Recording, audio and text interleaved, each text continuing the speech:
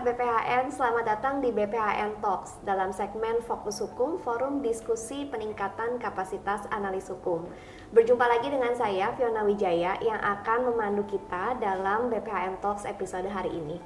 Hari ini kita akan membahas sebuah topik yang sangat menarik, sangat penting, tetapi agak jarang dibahas kalau dibandingkan dengan isu-isu hukum lainnya yang lebih mudah viral. Yaitu kita akan bicara tentang hukum adat dalam pembangunan hukum nasional. Nah, untuk membahas topik ini telah hadir bersama dengan kita yaitu Bapak Profesor Dr. Muhammad Yamin SHMHum dari Universitas 11 Maret. Selamat sore Pak, selamat datang. Sore Mbak Fiona. Iya. Ini jauh-jauh nih sahabat BPHN kita datangkan untuk membahas topik yang sangat penting ini ya. Dan tentu untuk narasumber kedua sudah tidak asing bagi kita yaitu Pak Arfan Faiz Mulizi, yaitu Kepala Pusat Analisis dan Evaluasi Hukum. Selamat datang Pak Dr. Arfan Faiz Mulizi sebetulnya. Terima kasih Fiona. Iya, ini sahabat BPHN. Keduanya adalah orang-orang yang saya kenal sangat konsisten, sangat concern dengan isu hukum adat di Indonesia. Jadi senang sekali Bapak-Bapak sore hari ini kita bisa berbincang santai ya tentang isu yang sangat penting tapi kita bisa bawakan secara santai. Nah, pertama-tama mungkin untuk mengawali obrolan santai yang nggak santai ya, bolak-balik ya sebetulnya ya pada sore hari ini, saya mau mulai dengan Pak Yamin, Pak.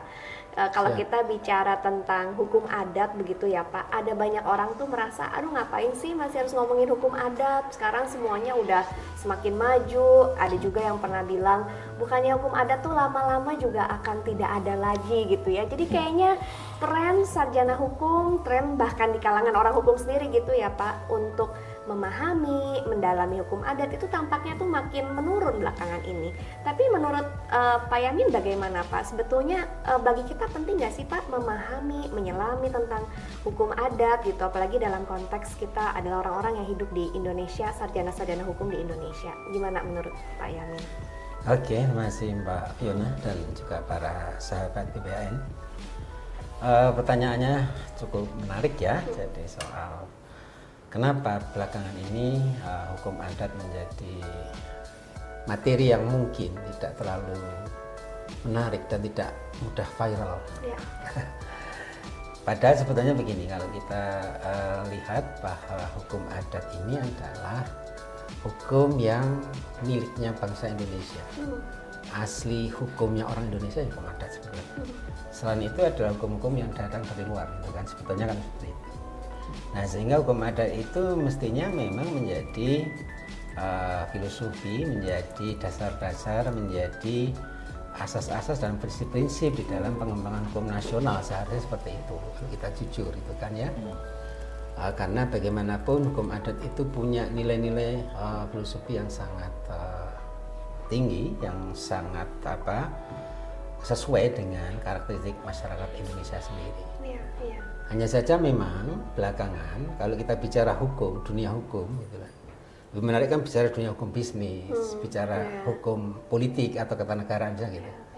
Nah, padahal hukum adat itu sebenarnya juga di dalamnya ada persoalan-persoalan yang terkait dengan bisnis dengan politik juga sebetulnya. Hanya memang hukum adat itu dalam perkembangannya tidak seperti hukum-hukum lain yang mungkin banyak diminati oleh para mahasiswa juga gitu kan, dan juga oleh para penstudi hukum gitu kan. Nah, padahal saya berharap begini, hukum adat ini seharusnya bisa menjadi pedoman, bisa menjadi sumber dan memberi kontribusi di dalam pengembangan hukum nasional gitu. Nah, saya sangat berharap bahwa mestinya di dalam bidang-bidang hukum yang berkembang di Indonesia itu juga menempatkan hukum adat sebagai pilar di dalam pembangunan hukum di Indonesia gitu kan. Nah, sehingga termasuk sebenarnya di dunia akademis sendiri. Sekarang ini yang namanya kurikulum hukum adat itu semakin menipis, semakin berkurang. SKS-nya saja semakin diperkecil gitu kan. Sekarang berapa SKS? Tinggal 2 SKS. Sedikit sekali ya. Sehingga notabene sedikit sekali yang bisa diberikan. Padahal banyak bidang-bidang hukum adat yang masih sangat eksis dalam masyarakat. Baik itu misalnya dalam hukum adat waris, dalam perkawinan adat, di dalam bahkan hukum pelanggaran adat yang kalau orang bicara sekarang namanya hukum pidana misalnya. Itu ada banyak. Masyarakat punya mekanisme sendiri bagaimana menyelesaikan pelanggaran-pelanggaran adat dengan hukum mereka, dengan lembaga-lembaga adat mereka. Yang itu adalah bagian dari community justice system, di mana masyarakat juga bisa mengapolisasi keadilan melalui sistem hukum mereka sendiri. Dan itu harapannya tentu akan lebih sesuai dengan nilai-nilai sosial mereka. Iya, iya. Seperti itu Mbak Bella sebetulnya. Menarik banget ya Pak, jadi sebetulnya kalau kita menyelami hukum adat mungkin kita akan menemukan tadi ya asas, prinsip yang sebetulnya bisa jadi dimanfaatkan dalam bidang-bidang hukum lain yang akan dikembangkan begitu, dan kemudian karena dia berasal bersumber dari bangsa Indonesia sendiri akan memudahkan juga ya karena sebetulnya itu adalah nilai yang hidup. Menarik sekali, dan kadang kita lupa dengan itu gitu. Nah, sekarang saya beralih ke Pak Kapus Anef nih, yang dari saya kenal beliau Pak memang selalu dengan konsisten bicara tentang hukum adat sebagai bagian dari sistem hukum nasional gitu ya Pak ya. Nah, kalau dalam pengamatan Bapak nih yang sudah lama ya berkecimpung dalam bidang pembangunan hukum nasional, Bapak melihat bagaimana letak hukum adat ini dalam pembangunan hukum nasional? Mungkin dulu seperti apa, sekarang seperti apa? Apakah sebetulnya posisi kita sebagai penyelenggara negara masih sama sebetulnya gitu? Atau ada dinamika apa yang mungkin Pak Arfan amati sebagai orang yang juga berkecimpung dalam praktek pembangunan hukum nasional? Fiona, terima kasih sudah mengagendakan tema pada hari ini untuk kita bicara tentang hukum adat ya dalam sistem hukum nasional. Nah, sebenarnya dari Indonesia merdeka hingga sekarang ini sikap negara itu konsisten. Konsisten untuk memberikan pengakuan dan perlindungan kepada hukum adat dan masyarakat hukum adat. Nah, kalau kemudian kita bicara dalam konstitusi, ini jelas bisa kita lihat di dalam pasal 18B, gitu ya, yang disebutkan bahwa negara memang mengakui masyarakat hukum adat itu. Nah, tapi memang kemudian dalam implementasinya ada dinamika.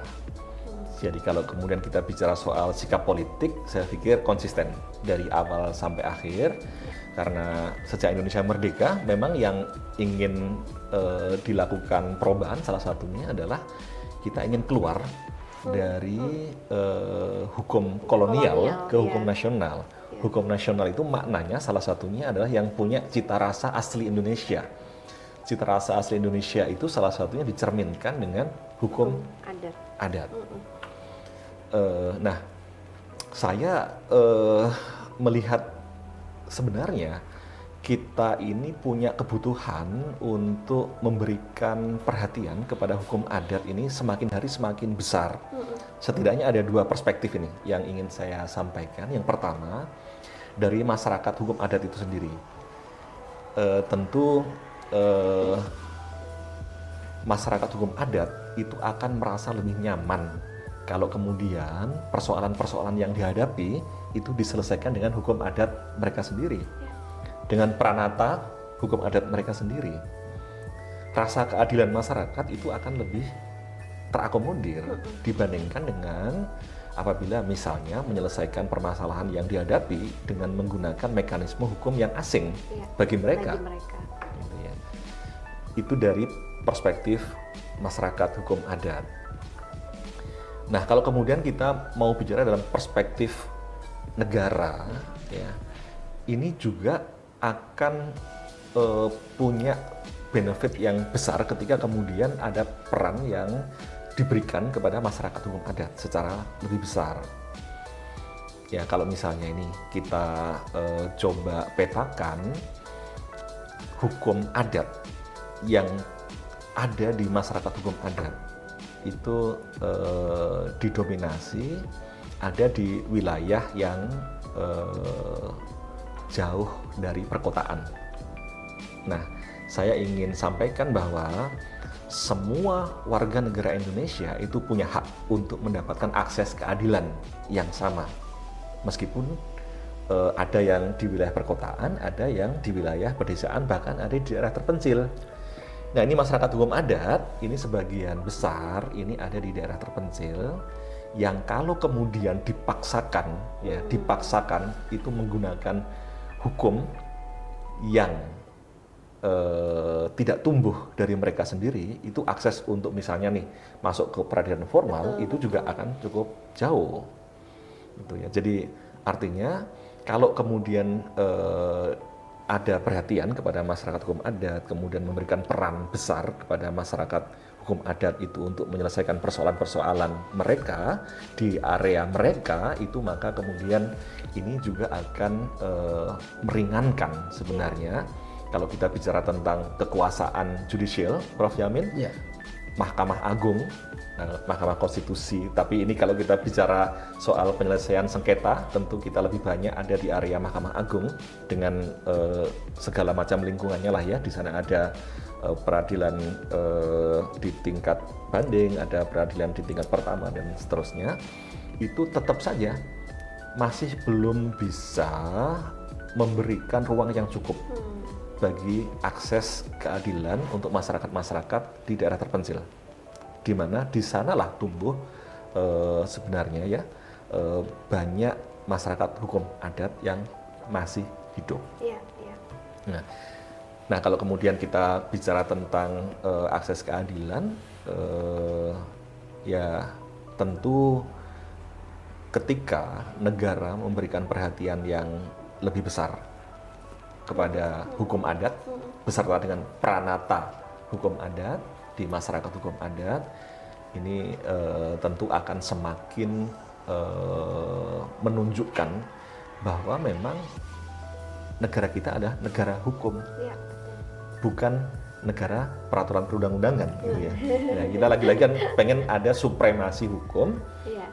dalam sebuah negara hukum, bukan negara peraturan perundang-undangan. Ya, saya kira itu poinnya, Fiona, dan hukum yang tumbuh di masyarakat memang tidak semuanya itu bisa terlihat di dalam peraturan perundang-undangan. Ada banyak nilai-nilai kearifan lokal yang bisa kita dapatkan dalam hukum adat masyarakat, hukum adat kita.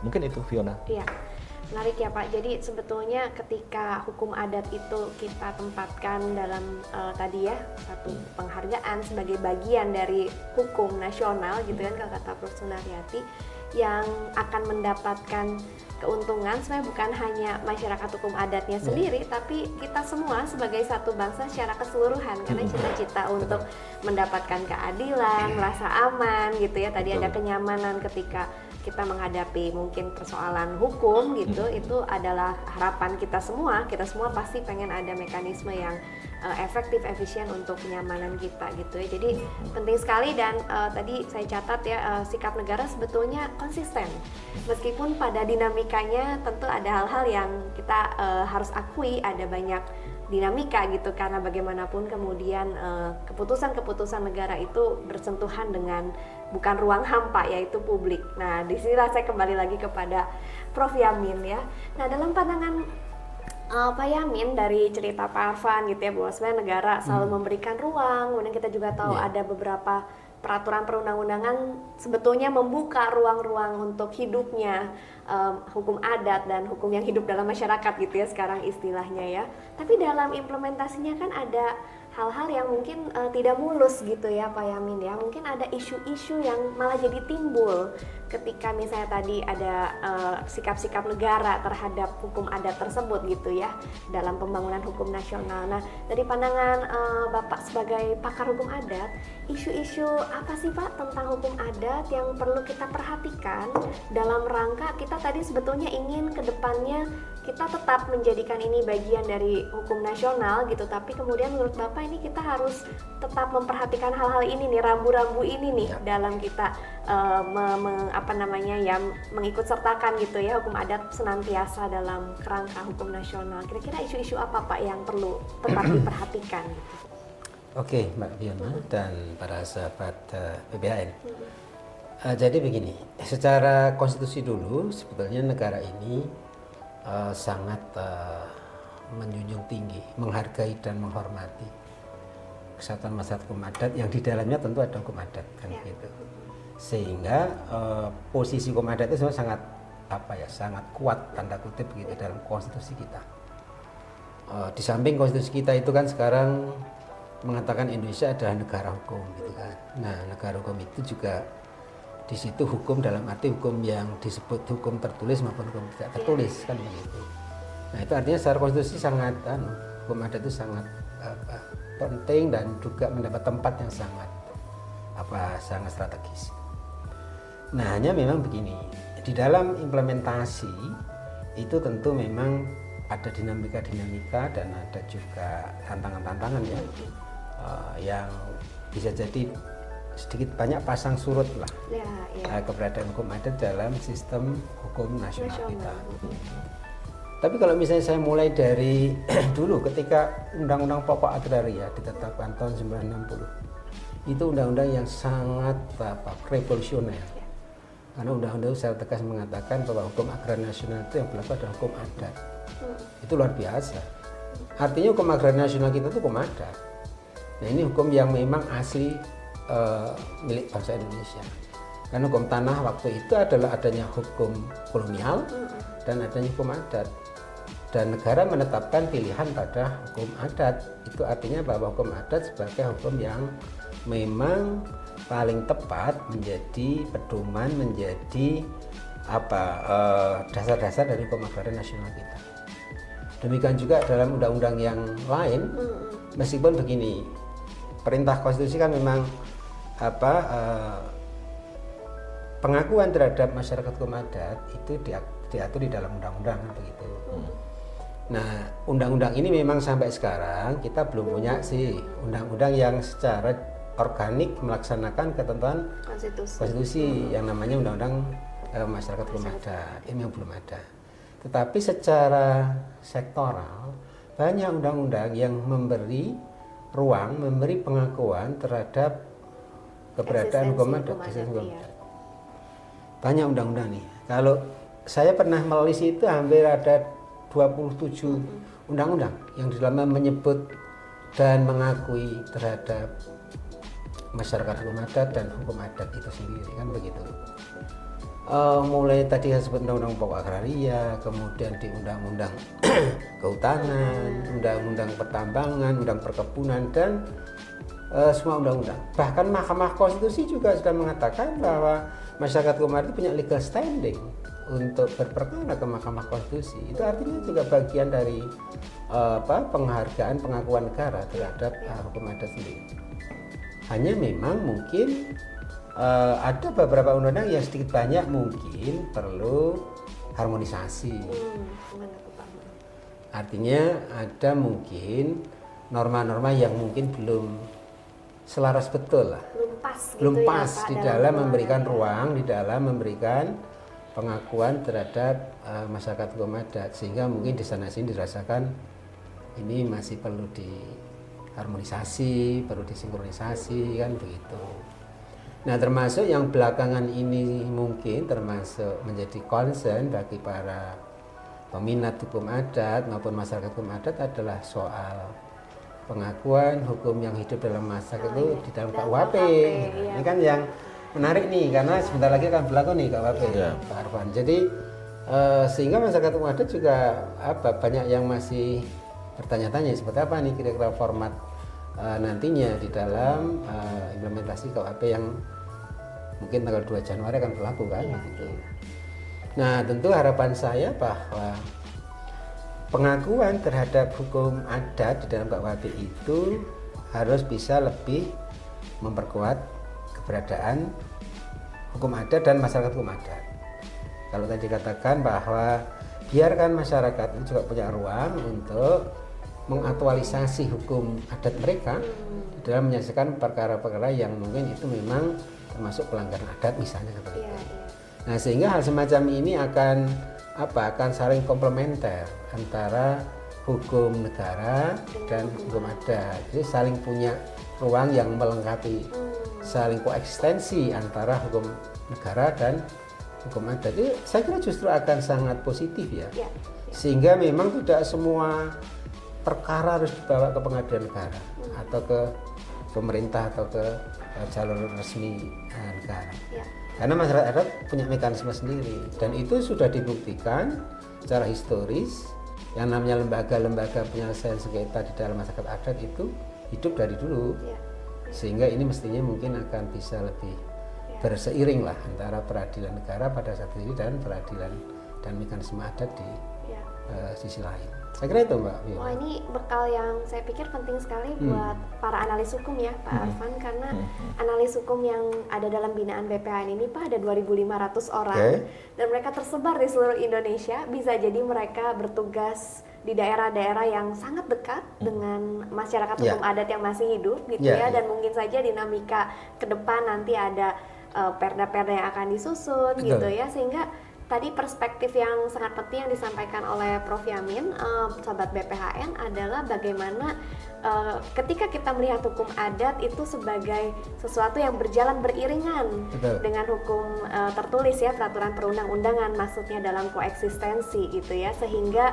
dalam penormaan sepertinya jadi perlu kehati-hatian ya Prof ya, untuk tidak hanya menuangkan norma yang lolos secara drafting gitu ya, tapi mungkin mempertimbangkan juga konsekuensi yang mungkin timbul gitu ya. Kadang kan kita sebagai penyusun kebijakan nih niatnya baik gitu, tapi kadang kita tidak memperhitungkan dalam tahap implementasi dampaknya apa gitu ya, sehingga tadi pengakuan dalam peraturan perundang-undangan yang cukup banyak itu tidak serta-merta kemudian penerapannya betul-betul menguatkan masyarakat hukum adat dan menjaga hukum adat sebagaimana amanat konstitusi. Saya pikir itu ilmu yang teman-teman analis hukum, mungkin nanti kita bisa bikin podcast lain nih Pak untuk ngomongin ini sama Pak Yamin gitu, tentang sebetulnya lalu tadi ya misalnya konsekuensi apa yang kita harus pertimbangkan, berhati-hati gitu ya, supaya bisa saling tetap menguatkan dan tadi membawa keadilan secara efektif bagi semua gitu ya, sebagai satu bangsa Indonesia gitu. Itu bekal yang penting sekali Pak, karena kami kan akan terus terlibat ya dalam berbagai bentuk pembangunan hukum nasional, termasuk juga peraturan perundang-undangan. Nah, saya kembali kepada Pak Kapus ya, karena tadi akhirnya dari cerita Pak Yamin kita melihat sebetulnya tidak mudah juga gitu ya Pak untuk kita menavigasi di mana-mana seperti itu. Saya di mana ada pluralisme hukum tentu tidak selalu mudah untuk menavigasi keseimbangan antara berbagai jagat hukum gitu ya, kalau istilahnya Prof. Sachipto, yang berlaku dalam masyarakat. Kira-kira tantangan ke depan Pak, ketika kita nanti terus ya, BPHN kan akan terus mengawal pembangunan hukum nasional gitu, bukan hanya peraturan perundang-undangan tapi juga hukum tidak tertulis. Dalam pandangan Bapak, tantangan-tantangan apa sih yang akan kita hadapi begitu, dan kira-kira apa yang bisa kita lakukan, mungkin secara khusus teman-teman analis hukum ya yang menonton acara ini juga dalam acara Fokus Hukum, untuk kita bisa bersama-sama mendorong hukum nasional yang kalau dalam podcast sebelumnya kita sebut bercorak Indonesia gitu ya, tadi yang mengakomodasi asas-asas yang adalah milik kita sendiri gitu. Menurut Bapak tantangannya apa dan apa yang perlu kita lakukan gitu Pak ke depannya?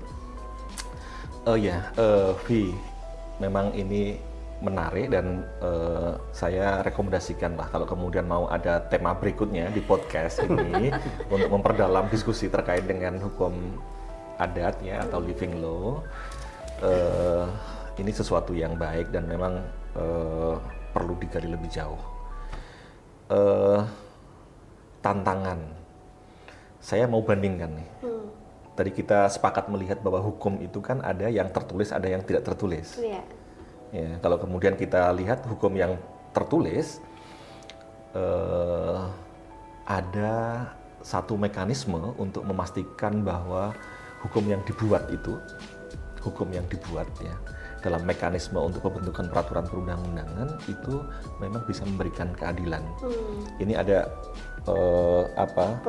prosedurnya banyak gitu. Yang dikenal masyarakat luas ini ada namanya harmonisasi, Prof. Yamin.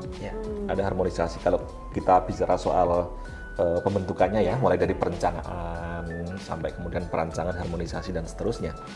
Nah, kalau hukum tertulis, harmonisasi itu kan kemudian akan dilihat apakah apa yang sedang disusun itu bertentangan atau berpotensi bertentangan dengan peraturan-peraturan yang lain, yang setara ataupun yang lebih tinggi.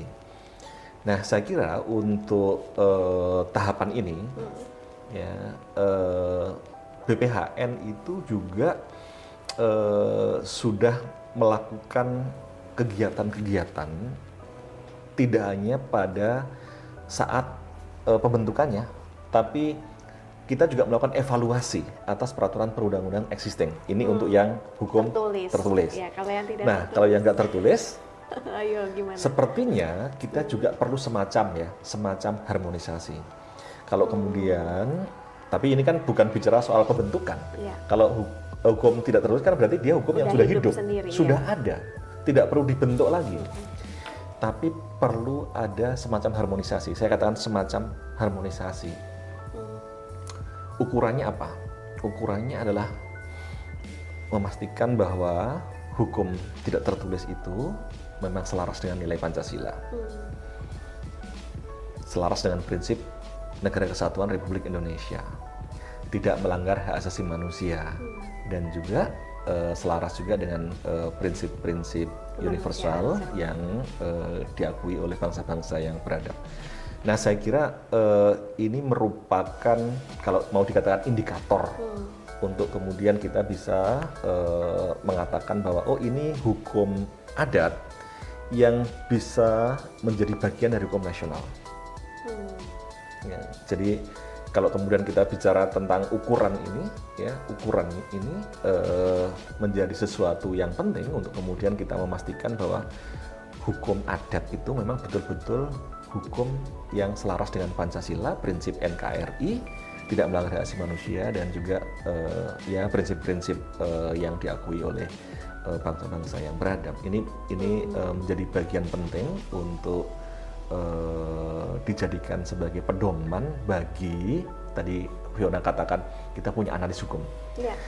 Kedepan para analis hukum ini kan juga punya PR untuk kemudian menggali ya hukum Yang hidup adat dalam masyarakat. ya di wilayah masing-masing begitu ya, Iya. yang masih hidup dan menjadi bagian dari sistem hukum nasional kita. Nah, ini kalau kemudian kita bicara tentang kegiatan analisis dan evaluasi, nah ini kesempatan untuk kemudian kita melakukan kegiatan analisis dan evaluasi hukum terhadap hukum tidak tertulis. Iya. Kalau analisis evaluasi hukum terhadap hukum tertulis atau peraturan perundang-undangan, kita punya metode 6 dimensi, yang salah satu dimensinya juga dimensi Pancasila. Nah, yang tidak tertulis juga nanti sama sebenarnya, salah satu ukurannya adalah Pancasila juga, disamping dengan beberapa indikator yang lain yang tadi saya sebutkan. Nah, ini saya pikir adalah peluang yang bisa diisi oleh teman-teman analis hukum yang ada di seluruh Indonesia. Ya, luar biasa ya. Jadi semakin nyata ya, ternyata evaluasi hukum tidak tertulis sangat dekat dengan realita kita gitu. Terutama tadi Pak Yamin bilang itu betul-betul masih eksis asalkan kita memang mau memperhatikan itu ya. Mungkin pertanyaan terakhir saya, karena durasi udah semakin singkat ya Bapak-Bapak ya. Kepada Pak Nanti Yamin nih ada Pak. next session Ada ya. next session nih kayaknya. Dulu tuh Pak di BPHN kita punya monografi hukum adat ya sebagai dokumentasi. Kalau yang zaman dulunya lagi saya pernah dengar mungkin yang paling terkenal Van Vollenhoven gitu ya, mendokumentasikan. Nah, menurut Bapak monografi itu kan udah lama sekali ya Pak, sekitar tahun berapa ya Pak terakhir kita buat? Mungkin tahun 90 2000-an ya Pak. 2000 masih. 2000 masih ya. Iya. Berarti sudah 25 tahun yang Iya. lalu ya, tidak terasa. Seberapa penting menurut Pak Yamin dokumentasi itu perlu dilakukan lagi gitu, dan kalau emang perlu dilakukan siapa yang kira-kira bisa mengambil peran di sini? Kalau saya sih berpikir BPHN harusnya bisa mengambil peran dalam hal ini ya gitu, mungkin bermitra dengan mungkin para akademisi di daerah. Tapi dalam pandangan Bapak seberapa penting sih kita kembali melakukan dokumentasi gitu ya terhadap hukum yang masih hidup dalam masyarakat? Oke. Nah, Fiona, jadi saya kira begini. Hukum adat itu memang hukum tidak tertulis, tapi meskipun dia hukum tidak tertulis, itu pendokumentasian hukum itu tetap menurut saya menjadi penting. karena itu secara historis akan mudah melacak Ya. tentang bagaimana sejarah hukum sebuah masyarakat misalnya seperti itu. Di samping kalau tadi kemudian misalnya hukum adat itu sebagai the living law itu akan menjadi hukum yang diakui misalnya oleh KUHP misalnya, maka inventarisasi hukum-hukum tanda kutip hukum pidana kalau tadi terkait dengan KUHP itu juga penting. Dan itu perlu dilakukan di semua masyarakat hukum adat sebetulnya. Ya. Saya pernah membaca juga memang monografi yang disusun BPNS sangat bagus itu.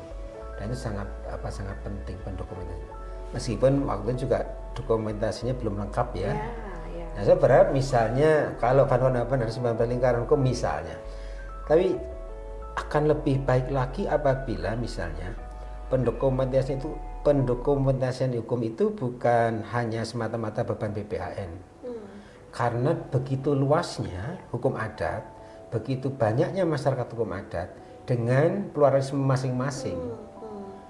Sehingga akan lebih produktif masif apabila tidak hanya oleh BPHN Bersama-sama ya Pak. bersama-sama, bahkan saya kira juga dengan pemerintah daerah, karena itu masyarakat hukum adat itu lebih banyak di daerah-daerah, disampaikan dengan perguruan tinggi. Nah, sehingga saya kira bukan semata-mata tugas BPN. Saya kira kalau BPN kasihan harus mengcover sedemikian Besar banget ya ribuan sebetulnya ya. MHA, bayangkan misalnya begitu. Kabupaten kota aja ratusan misalnya, itu kan nggak mungkin. Ya. Nah, yang saya baca kan baru sebagian kecil yang bisa dikomunikasikan oleh BPHN, dan itu pun mungkin sudah perlu diupdate juga. Betul. Kan hukum adat itu hukum yang hidup gitu loh. Mungkin yang didokumentasikan 30-20 tahun yang lalu sekarang sudah bergeser, Ya. sudah berubah. Ya. Nah, saya kira tapi itu sangat penting karena itu bagi saya adalah sebuah dokumen yang kemudian kita akan bisa mudah melacak sejarah hukum sebuah masyarakat, sejarah hukum sebuah norma misalnya. Sehingga saya kira itu program yang bagi kami sangat mendukung dan sangat bagus. Bahkan kami berharap bisa diperluas, bisa efektifkan lagi sehingga nanti juga bekerjasama dengan perguruan tinggi di semua daerah, bisa dengan pemerintah daerah sendiri, dan mungkin perlu ada MOU mungkin dengan Kemenkum dengan Menteri Dalam Negeri misalnya, sehingga ada kerjasama semacam itu. Iya, betul. Saya kira itu sangat bagus bagi saya. Oke. Pak Arfan mau menambahkan sedikit? Banyak juga boleh. Ya, saya kira begini, Fiona, BPHN sebagaimana yang tadi disampaikan oleh Prof. Yamin memang perlu memberikan perhatian yang lebih besar terhadap keberadaan hukum tidak tertulis ya, terutama hukum adat. Nah, kami ini Prof. Yamin memang selain memberikan perhatian dari sisi norma, ya lewat ada dua pusat nih, ada namanya pusat analisis dan evaluasi dan pusat pemantauan peninjauan. Itu juga ada namanya pusat pembudayaan dan bantuan hukum. Ya, jadi di sana ini juga ada upaya-upaya nyata untuk kemudian bisa mengakomodir hal-hal yang memang bisa diselesaikan dengan mekanisme adat. Jadi kami ini ada program bantuan hukum Pak Prof. Yamin. Ya. Itu awalnya memang kita bekerja sama dengan organisasi bantuan hukum terakreditasi saja. Jadi biasanya mereka keberadaannya ada di perkotaan. Nah, sekarang sudah melangkah lebih jauh. Dibentuk namanya Pos Bantuan Hukum Desa, Posbankumdes. Nah, Posbankumdes ini kan kita sama-sama tahu nih, desa ini kan juga ada desa adat, ada desa di area terpencil dan seterusnya. Dan tentu di sana tidak tertutup kemungkinan bahwa ketika kemudian masyarakat ada permasalahan, itu pun juga bisa diselesaikan dengan mekanisme, kalau kami ini familiar dengan istilah litigasi dan non-litigasi. Ketika kita bicara soal non-litigasi, itu ada peran tokoh-tokoh adat. Ya, Kalau di konsep bantuan hukum itu ada keberadaan namanya paralegal. Ya. Paralegal ini memang dikenal sih dalam bantuan hukum yang sudah berjalan dengan Undang-Undang 16 2011. Tetapi ke depan saya pikir peran paralegal itu tidak hanya akan eksis di organisasi bantuan hukum terakreditasi, tetapi juga di pos bantuan hukum desa ini, dan mereka tumbuh di komunitasnya masing-masing, termasuk di komunitas masyarakat hukum adat. Nah, mudah-mudahan upaya ini jadi tidak berhenti di level norma ini, Prof. Yamin, Ya. tetapi juga sudah action untuk memberikan akses keadilan yang lebih besar kepada masyarakat. Ya. Saya kira itu, Fiona.